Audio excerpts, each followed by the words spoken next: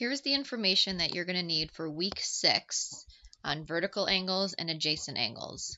It might be a good idea to get a piece of paper or your math notebook if you brought it home and take down these notes. Vertical angles are angles that share a vertex but no side. They are opposite each other with the same angle measure. So this is denoted by the different colors. The vertex is right here. It's that center point. That's the vertex. So the purple are two angles that have the same measure that share this vertex, but they don't share a line. So if this was 100 degrees, then this angle would be 100 degrees. If this angle was 80 degrees, then this angle would be 80 degrees. Their angle measurements are equivalent and they are opposite each other. Adjacent angles are angles that share a vertex and a side. They are right next to each other. So here is an example. Here's the vertex, and they share this line C, this line BC right here. They share that. They have that in common. So they are adjacent angles. This is an example of non-adjacent angles because of this space. They're not next to each other. They don't actually share a line. This is the one angle, this is the other angle. No line is shared, so they are not adjacent. So let's look at an example. Here are two lines that intersect at a point. So therefore, this angle and this angle are equivalent. They are vertical angles. So I need to figure out the value of y, and then I can figure out the value of each angle measure. So I'm going to make them equal to each other. So 4y minus 42 is equal to 2y. So I'm going to draw my great wall. Now remember, move the smaller variable first. So I'm going to subtract 2y from both sides. So these are going to cancel. I get 2y minus 42 is equal to 0.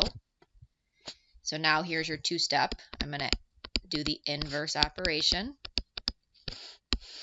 That's going to cancel. I get 2y is equal to 42. Divide by 2. So my y value is 21 degrees. Now I can take this y value and plug it in for the angles. So for here it would be 4 times 21 minus 42. And when I simplify all of that, you should be able to get the measure of that angle.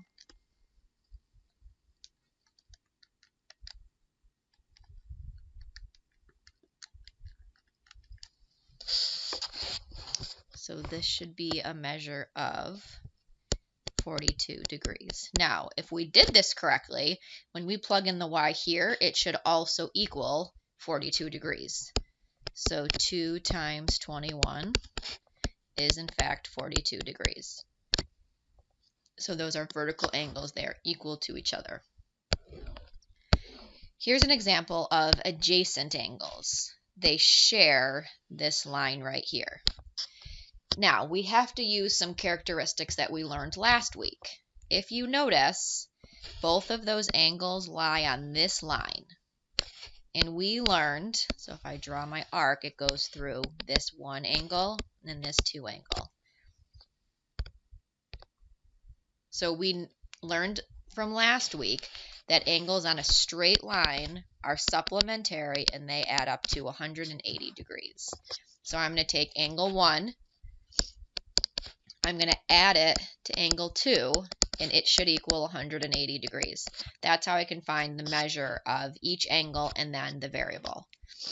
So angle 1 is 20t plus 5.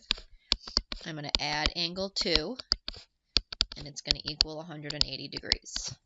So I'm going to simplify to 35t plus 5 equals 180. And then I solve. This is a two-step. So 35t is going to equal 175. Divide. So my t value is going to be 5. Now I have to plug it in for these two angles to figure out what the exact angle measurement is.